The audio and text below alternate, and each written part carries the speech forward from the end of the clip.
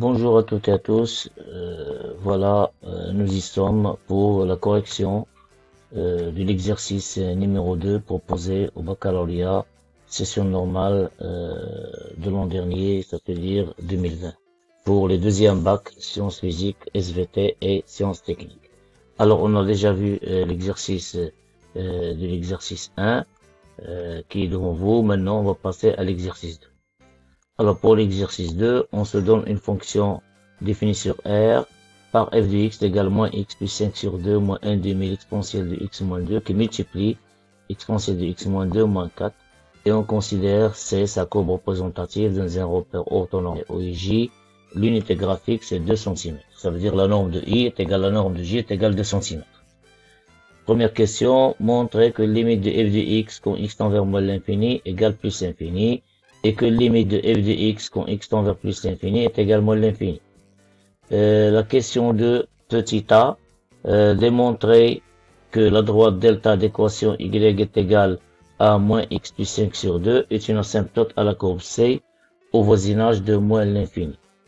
Petit b, résoudre l'équation e de x moins 4 égale à 0, puis montrer que la courbe C est au-dessus de la droite delta, bien sûr, d'équation moins x plus 5 sur 2, sur l'intervalle moins l'infini 2 plus ln de 4 et au-dessous de delta sur l'intervalle 2 plus ln de 4 plus l'infini.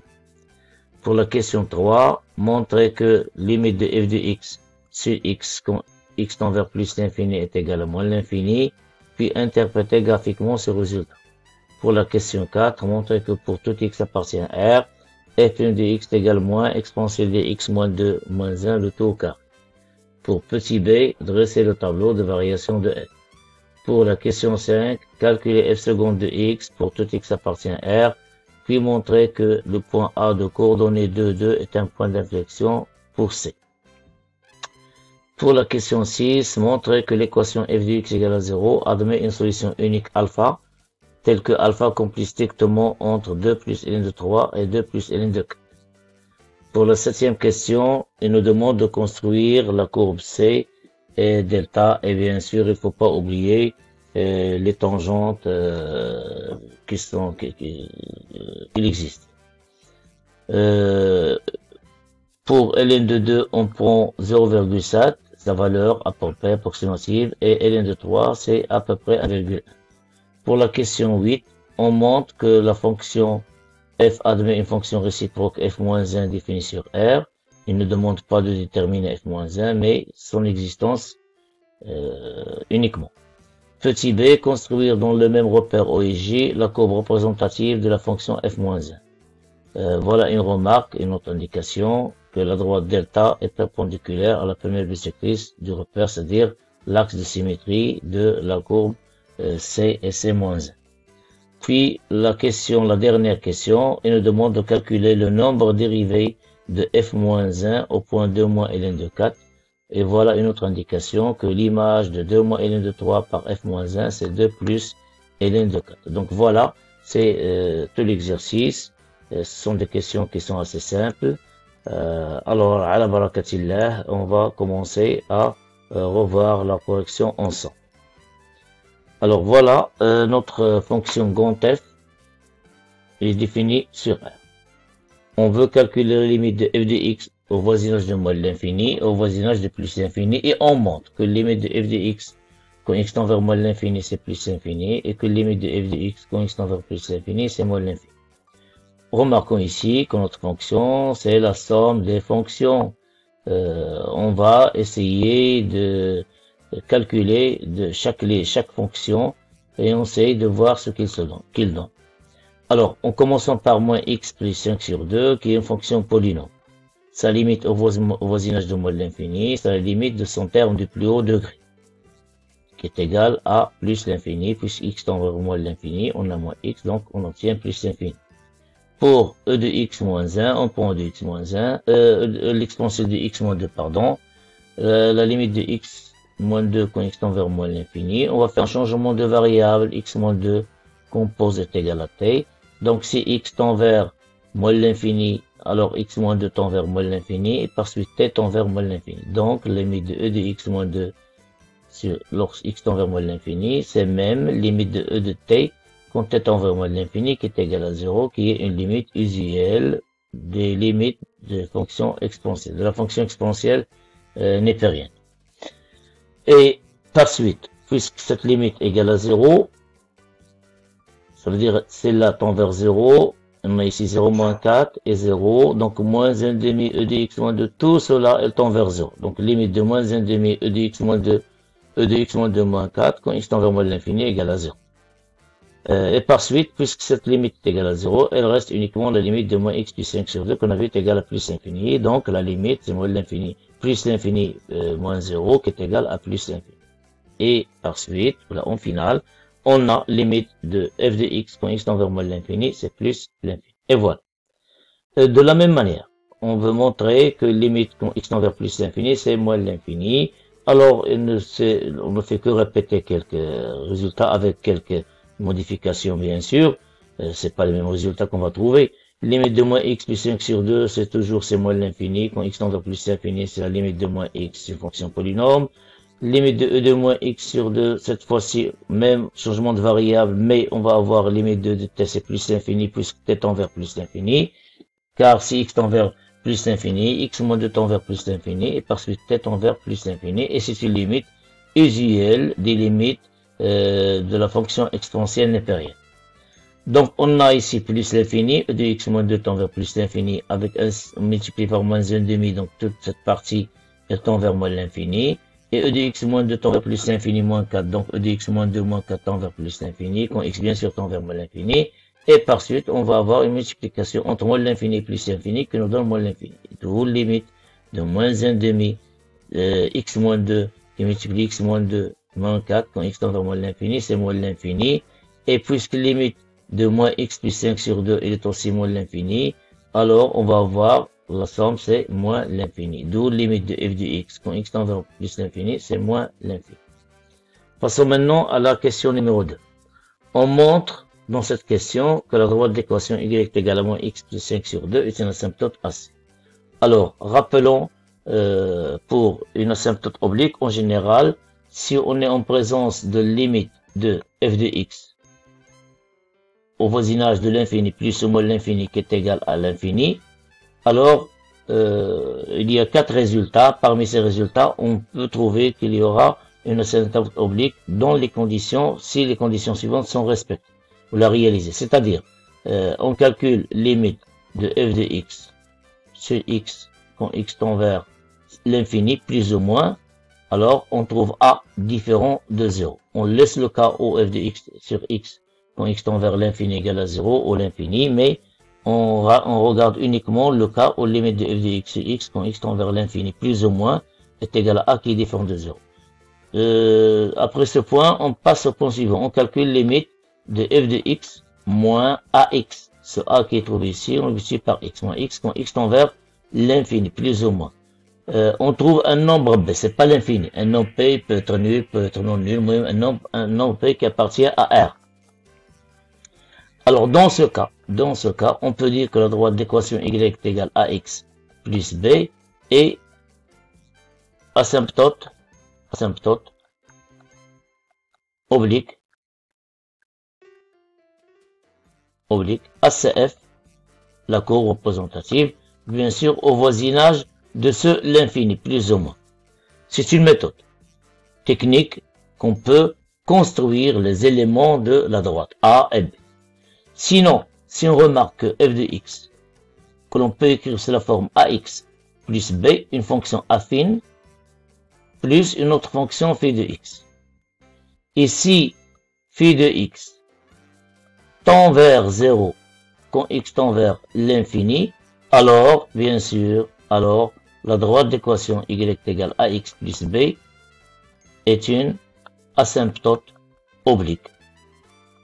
ACF au voisinage, bien sûr, de l'infini plus ou moins. Alors, cette remarque, on gagne du temps pour montrer que la droite d'équation y est égale à x plus b, mais c'est pas toujours possible. Il suffit de bien remarquer que f de x s'écrira sous cette forme avec cette fonction différence qui reste ici, elle va tendre vers 0. Alors ici c'est le cas, On a la limite de f de x quand x over moins l'infini, c'est plus l'infini. Maintenant, on calcule la limite de f de x moins, on a déjà f de x, regardez ici f de x, c'est ax plus b. Et c'est même la droite delta, l'équation de la droite delta que nous avons demandé. Donc, voilà notre fonction phi de x. Phi de x c'est moins 1 demi, e de x moins 2, e de x moins 2, moins 4, qui multiplie, bien sûr. Alors, limite de f de x moins x plus 5 sur 2, c'est la limite de la fonction qui reste ici. Or, la limite de cette fonction, c'est 0. Pourquoi c'est 0? Parce que quand x tend vers moins l'infini, l'exponentielle de x moins 2 est égal à 0. C'est déjà vu cela, cette limite au-dessus. Donc, puisque cette limite est égale à 0, et celle-là égale 0 moins 4, c'est le fini, bien sûr, 0 fois non fini, c'est 0. Donc, la droite d'équation delta, d'équation y également x plus 5 sur 2 est une asymptote oblique ACF au voisinage de moins l'infini. Pour la question petit b, résolvons l'équation e de x moins 2 moins 4 égale à 0 et donnons la position relative de C de f, pour la courbe C, par rapport à delta. On a l'équation e de x moins 2 moins 4 égale à 0, c'est équivalent à e de x moins 2 est égal à 4, équivalent x moins 2 est égal à ln de 4, équivalent x est égal à 2 plus ln de 4. Alors, déjà, si on a e de a est égal à b, alors forcément, s'il existe cette écriture, ça veut dire b est strictement positif, alors cela équivalent directement à a est égal à ln de b. Bien sûr que b est strictement positif. Donc, e de x moins 2 est égal à 4. 4, c'est, joue le rôle de b, donc c'est positif. Et par suite, x moins 2, c'est ln de 4. Et par suite, moins 2, on va faire passer moins 2 dans ce côté. On obtient x égale 2 plus ln de 4. Donc, c'est bien la solution de cette équation. Et par suite, l'ensemble de solutions de cette équation, c'est 2 plus ln de 4. Et alors, si x est supérieur à ce point, là, prenons x quelconque appartenant à 2 plus ln de 4, on va voir à quoi est égal, c'est quoi le signe de f de x moins delta. Alors, passons à les équivalences successives. On va faire passer 2 dans ce côté, on obtient x moins 2 supérieur ou égal à ln de 4. Équivalent e de x moins 2, il est supérieur ou égal à 4 à partir de cette équivalence. Même si on remplace ici, si vous voulez, égal, on peut le remplacer par supérieur. Ici supérieur, supérieur égal, sur égal. Même opération, elle reste toujours même travail qu'on fait, soit avec égal ou bien avec les symboles, mais il faut respecter l'homogénéité de signe qui est donnée dans l'inéquation ou bien dans l'équation. Alors, e de x moins 2 moins 4, elle est supérieure ou égale à 0. En multipliant e de x moins 4 par e de x moins 2 qui est strictement positif, elle reste toujours supérieure ou égale à 0. En multipliant par moins 1,5, le signe change et devient inférieur. Or, cette fonction, avec un rappel du travail précédemment, c'est le reste, c'est-à-dire c'est f de x moins x plus 5 sur 2. Donc, on a bien f de x moins x plus 5 sur 2, elle est négative, si x est supérieur ou égal à 2 plus n de 4. Et cela se traduit graphiquement que la courbe de f, elle se trouve au-dessous de delta dans cet intervalle 2 plus n de 4. Or, puisqu'ici il y a équivalence, si on passe à la négation, on obtient f de x moins x plus 5 sur 2 strictement positif, équivalent à x inférieur strictement à 2 plus n de 4. Or, puisque la question, le premier volet de la question, la résolution de l'équation e de x moins 4, elle s'annule si seulement si x est égal à 2 plus n de 4. Donc, on peut mettre ici supérieur ou égal à 0. Et ici, il devient une égalité large. Donc, ça veut dire que la courbe f se trouve au-dessus de delta si x appartient à moins l'infini de plus ln de 4. Et voilà notre conclusion. C'est au-dessous de delta sur 2 plus ln de 4 plus l'infini. Elle est au-dessus de delta sur moins l'infini de plus ln de 4 comme vient de le montrer. Pour la question 3, montrons que la limite de f de x sur x quand x tend vers plus l'infini est égal à l'infini et donnons-en une interprétation graphique. Alors, tout d'abord, on va calculer f de x sur x d'une manière explicite qui nous permet de calculer la limite d'une manière facile. Alors, quel que soit x étant positif, f de x sur x, on divise f de x par x. Alors, on a moins x divisé par x, c'est moins 1. Et 5 sur 2 divisé par x, c'est 5 sur 2x. moins 1 demi, toute cette partie, cette quantité divisée par 2, par x, on va réserver uniquement x sous cette forme et on va l'écrire sous la manière suivante, e de x moins 2 sur x qui multiplie e de x moins 2 moins 4. Regardons que limite de x moins 2 moins 4 quand x tend vers plus l'infini est égal à plus l'infini. C'est déjà trouvé dans la première question lorsqu'on nous a demandé de calcul des limites. Mais on n'a pas la limite de x moins 2 sur x. Alors, pour chercher la limite de x moins 2 sur x quand x tend vers plus l'infini, on va réécrire e de x moins 2 sur x de la manière suivante. C'est e de x moins 2 divisé par x moins 2 fois x moins 2 sur x. On va voir que la limite c'est plus l'infini. Pourquoi? En effet, puisque la limite de x moins 2, e de x moins 2 sur x moins 2, quand x tend vers plus l'infini, on peut l'écrire sous la forme limite de e de t sur t quand t tend vers plus l'infini, en faisant un changement de variable que t est égal à x moins 2, le voici. Et si x tend vers plus l'infini, x moins 2 tend vers plus l'infini, donc t tend vers plus l'infini. Or, cette limite, c'est une limite usuelle dans la limite des fonctions exponentielles népériennes. La limite de e de t sur t quand t tend vers plus l'infini, c'est plus l'infini. Et comme limite de x moins 2 sur x, c'est une fonction rationnelle au voisinage de plus l'infini, c'est la limite de x sur x qui est égale à 1 au voisinage de plus l'infini, même aussi au voisinage de moins l'infini. Mais on s'intéresse non uniquement au voisinage de plus l'infini. Donc la limite est égale à 1.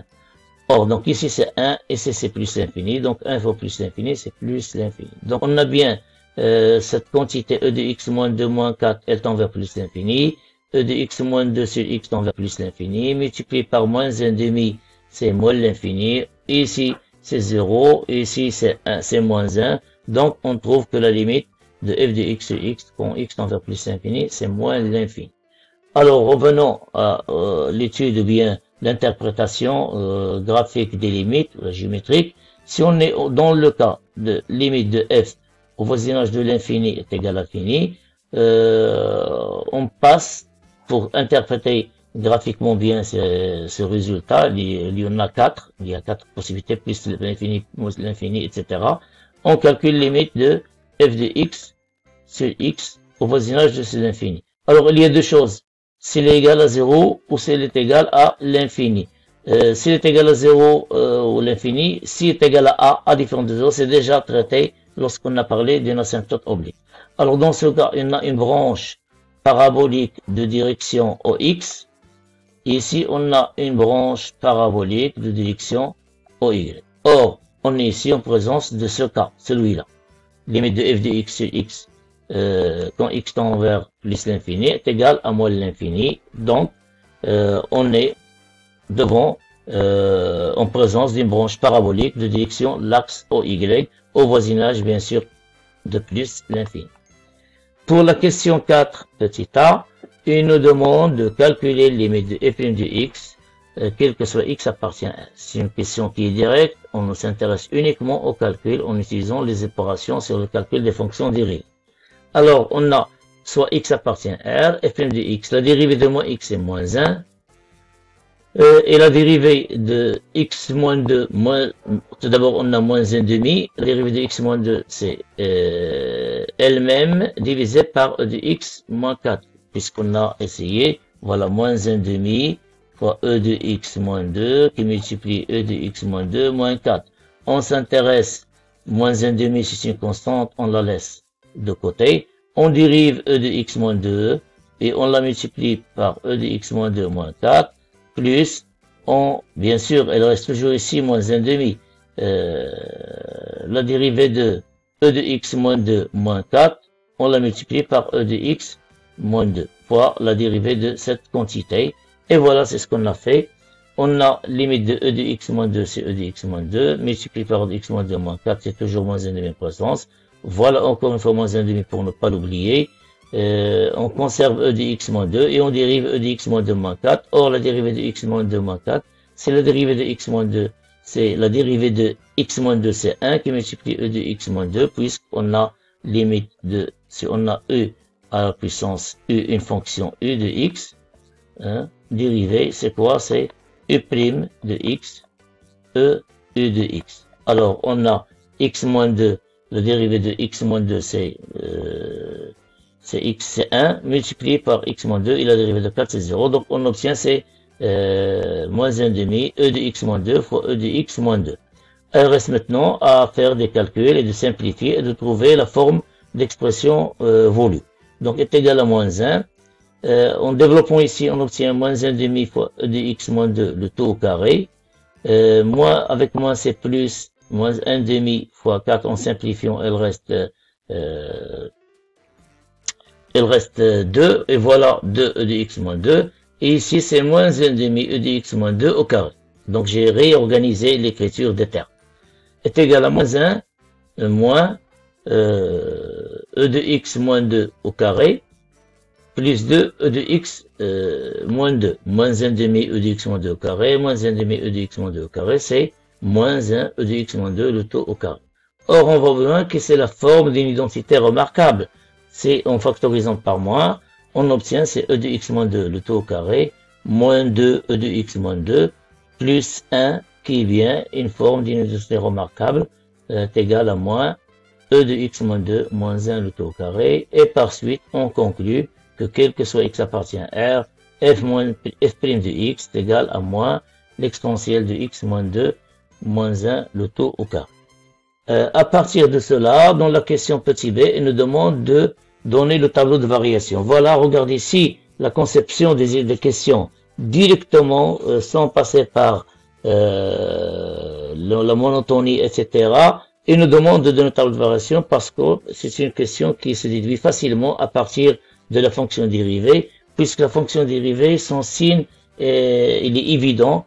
On a ici un carré qui est défini et sera toujours positif. Avec un signe moins, il est négatif, quel que soit x appartient à R. Donc, d'après la question précédente, c'est là, on déduit que f est décroissante sur R. Pourquoi? Parce que la dérivée, elle est négative. Avec f de moins 2 est égal à 0. Si x est égal à 2, on a bien exponentielle de 2 moins 2, c'est 1. 1 moins 1, c'est 0. Donc, on cherche le point de nullité, c'est le point 2. Et en tenant compte des résultats des questions précédentes, c'est-à-dire limites et les machins et tout, on a le tableau de variation de f suivant. Voilà, la première ligne, c'est le domaine de définition, la deuxième ligne, c'est f', la troisième, c'est le comportement de f. Alors, la dérivée s'annule au point 2, elle est toujours négatif, elle est strictement décroissante, même elle s'annule ici au point 2, c'est un point d'unité qui est isolé, donc la limite au voisinage de moins l'infini, on trouve c'est plus l'infini, et vers plus l'infini, c'est moins l'infini, avec le fait que f de 2 est égal à 2. Donc il décroît de plus l'infini jusqu'à moins 2 et va passer par 2. Simple remarque. Regardez ici la ligne de la dérivée. On remarque bien que la ligne dérivée s'annule en 2, mais ne change pas de signe. Voilà, sa ligne en moins 2 et en 2, elle ne change pas de signe. Puisque la dérivée s'annule en 2, donc il y a une tangente horizontale au point 2 moins 2. Supposons que ce point, c'est 2, 2. Alors, il y a une tangente horizontale. Puisqu'il y a une tangente horizontale et la courbe, elle est décroissante, alors, de plus l'infini vers moins l'infini, alors forcément, elle va traverser cette tangente. Et par suite, ce point, c'est un point d'inflexion qui est déjà demandé dans les questions suivantes. Alors, on remarque bien, puisque la dérivée s'annule et ne change pas de signe, soit moins, moins ou bien plus, plus, on déduit qu'il y a un point d'inflexion ici. Alors, pour la cinquième question, voilà, la cinquième question, on veut déterminer le point d'inflexion. Mais on peut le déterminer à partir de cette remarque. Mais puisqu'ils ont demandé de calculer f seconde, on doit respecter les consignes ou bien les questions proposées dans l'exercice. Calculons f seconde, c'est-à-dire la dérivée seconde de f. Alors, puisque f il est dérivable et sa fonction dérivée c'est moins exponentielle de x moins 2 moins 1 au carré, alors il est aussi dérivable, on dérive f', c'est-à-dire on trouve f seconde. Alors, soit x appartient à f seconde de x, on a moins, voici. Alors, en général, je rappelle, pour avoir, si on a u à la puissance n, sa dérivée, c'est quoi? C'est n fois u' fois u à la puissance n moins 1. Alors, c'est moins 2 fois la dérivée de cette quantité, c'est-à-dire uniquement la dérivée de celle-là, fois e de x moins 2 moins 1. Or, la dérivée de x moins 2, c'est la dérivée de x moins 2, c'est 1 fois e de x moins 2. Et voilà, on trouve bien, c'est moins 2, e de x moins 2 fois de x moins 2 moins 1. Donc, quel que soit x appartient à R, f seconde de x est égal à moins 2, e de x moins 2 fois de x moins 2 moins 1. Montrons maintenant que le point A de coordonnées de 2, qu'on a déjà fait cette remarque, voilà, de 2 c'est un point d'inflexion, et un point d'inflexion. On a, puisqu'on va passer par la dérivée seconde, pour que ce point soit un point d'inflexion, il faut que la dérivée s'annule au point 2 en changeant de signe. La dérivée seconde, c'est pas la dérivée première. La dérivée première s'annule au point 2, mais ne change pas de signe. Et pour justifier que ce point 2 est un point d'inflexion par le biais de la dérivée seconde, il faut vérifier que la dérivée seconde, c'est pas la dérivée première, s'annule en 0 en changeant de signe, pour éviter cet amalgame.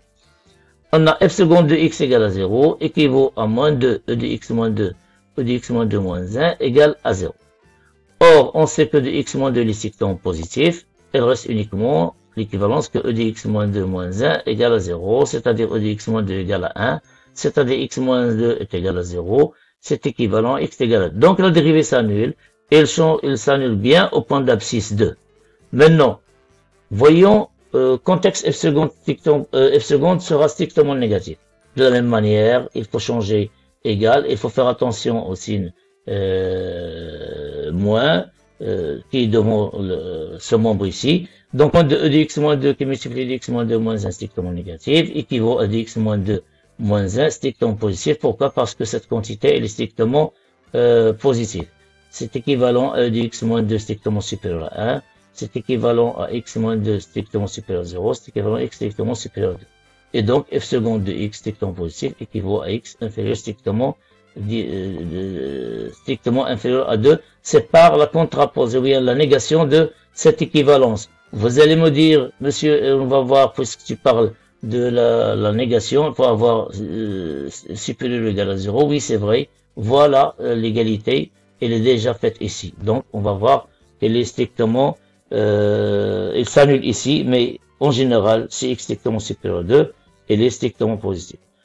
En conclusion, qu'est-ce qu'on a? F seconde s'annule en 2 en changeant de signe. Donc, le point A de coordonnées 2, f de 2. Or, f de 2, c'est déjà calculé, c'est 2. C'est-à-dire A de coordonnées 2, 2 est un point d'inflexion ACF. Maintenant, on va montrer que l'équation f de x égale à 0 admet une solution unique, alpha comprise strictement entre 2 plus ln de 3 et 2 plus ln de 4. Pour cela, on va considérer l'intervalle fermé borné 2 plus ln de 3, 2 plus ln de 4. Et on va étudier, on va voir le comportement de f sur ce segment. On a f est continu sur R, il est dérivable sur R, on a déjà calculé sa fonction dérivée. Il est plus continu sur R, en particulier dérivable sur l'intervalle fermé borné 2 plus ln de 3, 2 plus ln de 4. Et en calculant f de 2 plus ln de 3, on obtient c'est moins 2 moins ln de 3 plus 5 sur 2 moins l demi exponentielle de 2 plus ln de 3 moins 2 qui multiplie exponentielle de 2 plus ln de 3 moins 2 moins 4. Alors, c'est moins 2 plus 5 demi, c'est 1 demi. 2 fois moins 2, c'est moins 4 plus 5 demi, c'est 1 demi. Moins ln de 3. En se débarrassant de 2 et moins 2 sont opposés, il reste ln de 3. L'exponentielle de ln de 3, c'est 3. Donc, on obtient moins 1 demi qui multiplie 3. De même ici, il reste 3 moins 4. Alors, c'est 1 demi plus 3 sur 2. 3 moins 4, c'est moins 1. Moins 1 fois moins 3 sur 2, c'est 3 sur 2. Donc, 1 demi plus 3 sur 2, moins ln de 3. Et 1 demi plus 3 ln de 2, c'est 4 sur 2 qui est égal à 2 moins ln de 3. Cette quantité, ou bien ce nombre, il est strictement positif. Pourquoi? Parce que ln de 3, sa valeur approchée, c'est 1,1. Donc, 2 moins 1,1, il reste toujours, on ne cherche pas exactement la valeur, mais on cherche uniquement le signe. Alors, elle est strictement positive. De même, on calcule f de 2 plus ln de 4. De la même manière, on a trouvé que c'est 1 demi. Voici, il suffit de voir et de refaire les calculs vous-même. Vous allez trouver c'est 1 demi moins 2 ln de 2 strictement négatif. Pourquoi? Parce que ln de 2 c'est à peu près 0,7, multiplié par 2 c'est à peu près 1,4 et 0,5 moins 1,4, il est clair que c'est strictement négatif. Donc, on a bien f continu sur cet intervalle, sur ce segment intervalle qu'on a donné, et l'image f de 2 plus ln de 3 qui multiplie f de 2 plus ln de 4, elle est strictement négative. Donc, d'après le théorème des valeurs intermédiaires, l'équation f de x égale 0 admet une solution unique alpha qui appartient bien à l'intervalle ouvert. En général, elle appartient à l'intervalle fermé, mais puisqu'on est sûr que f ne s'annule pas pour ce nombre ni pour celui-là, donc alpha appartient à l'intervalle ouvert. Maintenant, voilà la construction de la courbe. Alors, pour la construction de la courbe, on a dessiné y est égal 3. C'est un dessin qui est fait avec GeoGebra pour bien voir les détails du dessin, puisque le dessin avec la main sur ma tablette, je trouve parfois des difficultés à bien dessiner avec la tablette. Et désolé, j'ai utilisé l'outil informatique GeoGebra que j'encourage chaque élève de bien travailler ou bien d'utiliser ce logiciel dans son apprentissage mathématique. Donc voilà le repère. On a conservé l'unité graphique, c'est 1 cm, ici 1 cm. On a dessiné la droite d'équation y est égale à x, qui est l'axe de symétrie des deux courbes. Et puis on a dessiné l'asymptote au voisinage de moins l'infini qui est égal à y est égal à moins x plus 5 sur 2, puisqu'au voisinage de plus l'infini, on a une branche parabolique de direction au y. Donc voilà la courbe. Il ne rencontre pas l'asymptote, mais puisque le dessin il est rendu plus petit, on voit parfois qu'elle coïncide, mais on ne coïncide pas. Donc il se rapproche au voisinage de moins l'infini à cette droite, elle décroît. On a vu que point 2, il y a une tangente horizontale. Pourquoi? Parce que la dérivée s'annule au point 2, f' s'annule au moins 2, donc il y a une tangente horizontale. Donc regardez ici, elle décroît jusqu'à ce point, puis elle traverse la tangente. Donc on voit bien clairement qu'il y a un point d'inflexion ici. Elle descend, elle passe, elle s'annule en un seul point, c'est alpha. Voilà ce alpha, c'est un seul point, et elle descend jusqu'à moins l'infini en gardant l'allure d'une branche parabolique de direction l'axe OY. De la même manière, il y a une question, avant de passer par la question, représentation graphique de f-1. Alors, pour représenter graphiquement f-1, on sait bien que f, les courbes représentatives de f et de f-1 sont symétriques par rapport à la première bisectrice. Ils nous ont donné une remarque que les deux droites y est égale à x, y est égale à moins x plus 5 sur 2, ils sont perpendiculaires et que tout le monde peut constater ça. Pourquoi? Parce que la droite y est égale à x, on a la pente ici c'est 1, y est égale à moins x plus 5 sur 2, la pente est égale à moins 1. La pente est égale à 1, la pente est égale à moins 1. Alors, le produit c'est moins 1, et par suite, elles sont perpendiculaires. Pourquoi cette remarque? Puisque si on veut, comme vous le savez toutes et tous, que pour tracer une courbe C-1, il faut changer tout ce qui est x en y. Par exemple, si je prends ce point, 2, 2, il appartient à la droite y égale x, donc il appartient aux deux courbes. Le voici. Ici, on a une tangente horizontale. Alors, par symétrie, il devient une tangente verticale. Encore, ce point, si vous voulez. Ce point, c'est alpha. Il est compris entre, il est un peu plus proche que 3. Le voici. Ici, c'est alpha 0. S'il devient 0, 0 alpha. Or, la tangente ici, normalement, elle doit, j'ai oublié de dessiner encore la tangente ici, elle va descendre parce que la tangente y est également x plus 5 sur 2, son image par la symétrie est égale à x, c'est lui-même. Pourquoi? Parce que delta et de cette droite, la première bisectrice, ils sont perpendiculaires. Et comme vous le savez, l'image d'une droite par une symétrie axiale, d'une droite qui est perpendiculaire à l'axe de symétrie, c'est lui-même. Donc ici c'est lui-même, et par suite on a bien la courbe en rose, c'est la courbe qui représente C-1, et la courbe en bleu, c'est la courbe qui représente C. Voilà, maintenant on passe à la 8e question petit a, il ne reste uniquement que deux petites questions. Déjà, petit b, je viens d'expliquer comment on a fait pour la construction de C-1. Montrons que f admet une fonction réciproque f-1 définie sur R. Alors, pour montrer, il suffit de citer une phrase, une propriété que tout le monde, je sais bien, qu'ils apprennent par cœur son vocabulaire.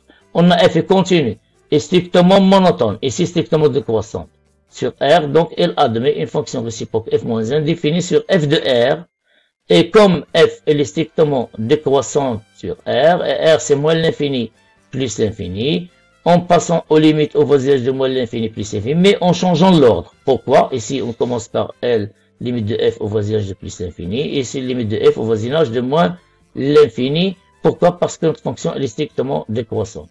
Et comme vous le connaissez toutes et tous, limite de f au voisinage de plus l'infini, voilà, c'est moins l'infini. Et limite moins l'infini, c'est plus l'infini. Donc, c'est moins l'infini plus l'infini qui est égal à R. Donc, c'est bien, f est une fonction, il admet une fonction réciproque de R vers R. Pour la représentation graphique, ça y est, c'est pour la dernière question, on veut calculer, ou bien il nous demande de calculer f-1' de 2 moins ln de 3. Alors, pour cela, on va utiliser l'indication qu'ils nous ont donnée, bien la remarque, f-1 de 2 moins ln de 3, c'est 2 plus ln de 3. Or, en général, on sait que si A appartient à J, si on a f de I vers J, qu'il admet une fonction réciproque f-1 de J vers F, si A appartient à J, et on sait que f-1 de A est égal à B, on a f-1' de A, c'est quoi? C'est 1 sur f' de f-1 de A, c'est-à-dire c'est 1 sur f-1 f' de B. Alors, cette quantité, elle n'existe uniquement que si f-1 de B il est différent de 0, c'est-à-dire f-1 de 2 plus ln de 3, il est différent de 0, f', pardon. Or, on sait toutes et tous que f', il s'annule uniquement au point 2, donc il n'est pas différent de, il n'est pas égal à 0 au point 2 plus ln de 3. Et ensuite, en appliquant la formule, on obtient f-1' de 2 moins ln de 3, c'est 1 sur f', de 2 moins ln de 3. Or, f-1 de 2 moins ln de 3, c'est 2 plus ln de 3, et f' de 2 plus ln de 3 n'est pas différent de 0. Donc, il suffit de faire les calculs. On obtient donc 1 qui est égal à 1 sur le f', c'est moins exponentielle de x moins 2 moins 1 tout au carré. Donc, en plaçant x par 2 plus ln de 3, on obtient 2 plus ln de 3 moins 2, c'est il reste ln de 3, exponentielle de ln de 3 sur 3, donc c'est moins 1, 3 moins 1 le tout au carré, et 3 moins 1 c'est 2, le 2 au carré c'est 4, donc c'est moins 1 sur 4, et par suite, f moins 1 prime de 2 moins ln de 3 est égal à moins 4. Et voilà, on a terminé la correction de cet exercice. J'espère bien que vous en tirez bénéfice et de savoir-faire pour bien maîtriser, s'entraîner aux questions sur les fonctions. Quand vous le connaissez que la fonction occupe une place importante dans le cadre de référence de l'examen national du baccalauréat, c'est à peu près plus ou moins presque 50%. Et toutes les questions sont les mêmes qui se posent. Il faut bien être attentif pour bénéficier de la totalité des notes réservées aux exercices concernant les sites de fonction. Merci à vous. J'espère bien j'attends toujours de vos remarques, j'attends toujours de vos gestions, j'attends toujours de vos questions pour améliorer le contenu de ma chaîne. Merci et bon courage.